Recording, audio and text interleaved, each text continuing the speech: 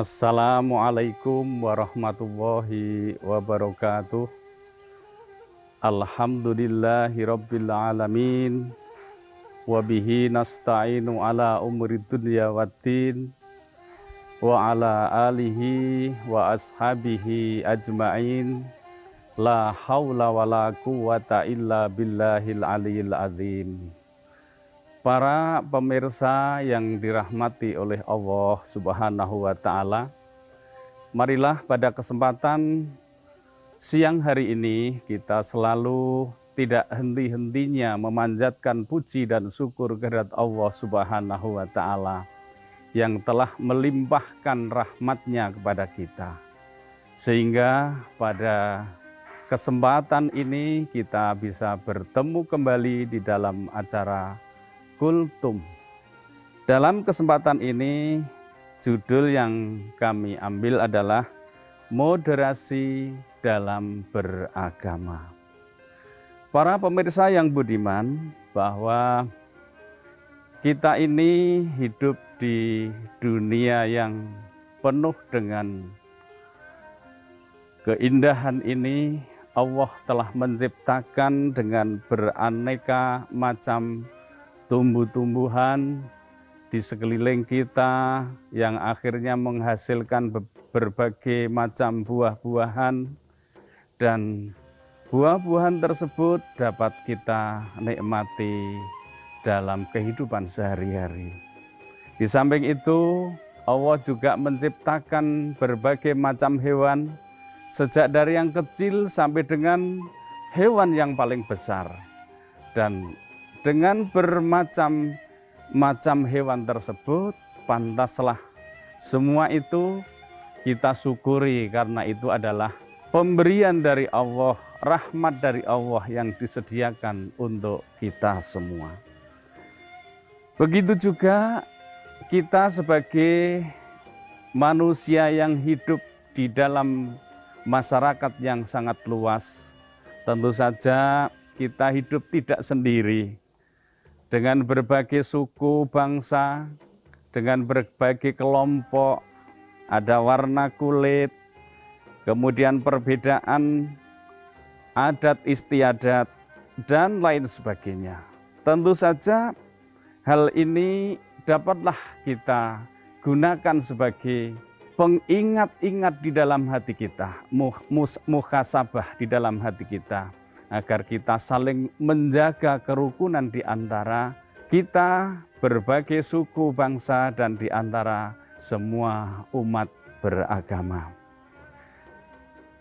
Jika Allah Subhanahu wa Ta'ala menghendaki bahwa seluruh umat yang ada di dunia ini untuk memeluk suatu agama, Islam umpamanya, tentu saja ini bukan perkara yang sulit bagi Allah. Innama amruhu idza arada syai'an ayyakula lahu kun fayakun. Andai kata Allah menghendaki sesuatu, tentu saja dengan mudah, tentu akan terlaksana dengan secepatnya. Tetapi Allah memberikan satu toleransi yang sangat besar di antara kita bagi umat beragama. Allah telah memberikan suatu rambu-rambu di dalam ayat Al-Quran, la ikraha fiddin, tidak ada paksaan di dalam agama. Meskipun Allah sebenarnya mampu untuk menjadikan semua manusia ini dalam satu agama, tetapi Allah menjadikannya berbagai agama boleh hidup yang ada di dunia fana ini. Oleh karena itu, marilah di dalam kesempatan ini kita menengok dalam kehidupan kita. Yang pertama, bahwa makhluk yang bernama manusia ini adalah makhluk yang terdiri dari dua alam, yaitu kehidupan di dunia dan kehidupan besok kelak di akhirat. Manusia adalah makhluk dunia dan makhluk akhirat. Oleh karena itu, di dalam kehidupan kita sehari-hari, selama kita masih diberi kesempatan menghirup udara segar, masih hidup di dunia ini, selama hayat masih dikandung badan, kita bekerja yang sungguh-sungguh, kita berbuat yang terbaik, yang bermanfaat bagi diri kita dan juga lingkungan kita. Kemudian kalau kita sudah berpikir tentang akhirat, karena manusia adalah makhluk akhirat, tentu saja kita akan beribadah sesuai dengan agama dan keyakinan kita. Kalau kita sebagai orang Islam tentu saja akan beribadah sesuai dengan syariat-syariat Islam untuk menggapai kebahagiaan ketika hidup di akhirat nanti.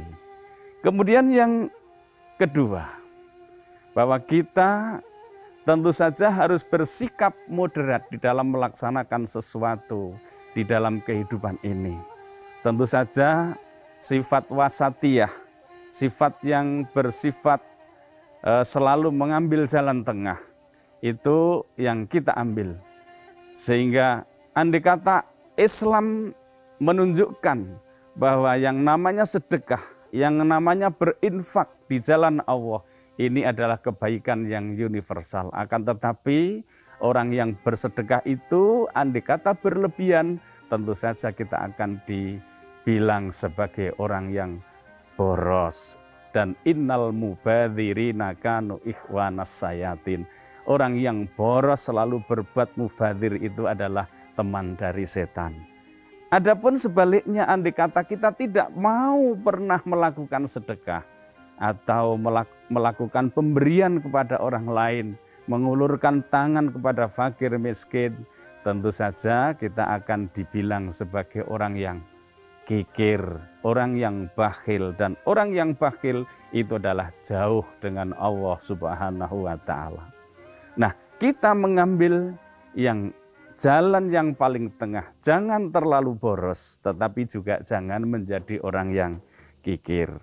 Kemudian yang ketiga, bahwa kita adalah makhluk yang sifatnya vertikal dan horizontal. Bahwa manusia itu sebagai makhluk yang selalu memuja kepada Sang Pencipta Allah Subhanahu wa Ta'ala.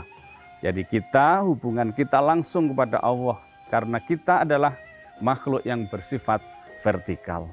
Sehingga pengabdian diri kita di dalam kita menjalankan ibadah sehari-hari, sebagai orang Islam melaksanakan sholat, kewajiban zakat, puasa di bulan Ramadan, tentu saja kita harus maksimal. Karena apa? Itu adalah bukti penyerahan kita kepada Sang Khalik Allah Subhanahu wa Ta'ala. Tetapi di sisi lain bahwa kita juga makhluk horizontal, hidup bersama dengan masyarakat luas.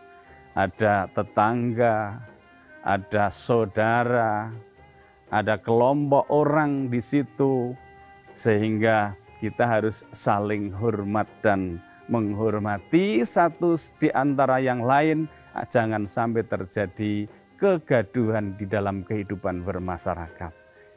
Apabila terjadi kegaduhan di antara kita, tentu saja akan mengganggu stabilitas kenyamanan kehidupan kita dalam bermasyarakat sehari-harinya. Kemudian yang keempat, inilah yang perlu kita dengungkan, bahwa kita karena bersifat vertikal dan horizontal, sehingga sebagaimana kalau kita memeluk agama Islam, kita melakukan dakwah atau menyerukan syariat Islam adalah dengan cara yang persuasif. Jadi dengan cara yang dicontohkan oleh Nabi, yaitu ud'u fi sabili rabbika bil hikmah wal mau'izatil hasanah. Sampaikanlah di jalan Tuhanmu dengan penuh hikmah wal mau'izatil hasanah, dengan keteladanan dan juga dengan kebijaksanaan. Jadi cara dakwah kita yang melakukan, jangan sampai menggunakan cara-cara kekerasan, jangan sampai menggunakan cara-cara radikalisme, karena itu akan mengganggu ketentraman dalam kehidupan berbangsa dan bernegara. Sangat penting kita sampaikan pada momen kesempatan ini bahwa kita wajiblah menyerukan adanya kerukunan umat beragama. Yang pertama yaitu kerukunan antara umat Islam dengan umat Islam, intern umat Islam. Jadi kerukunan intern beragama antara umat Islam dengan umat Islam.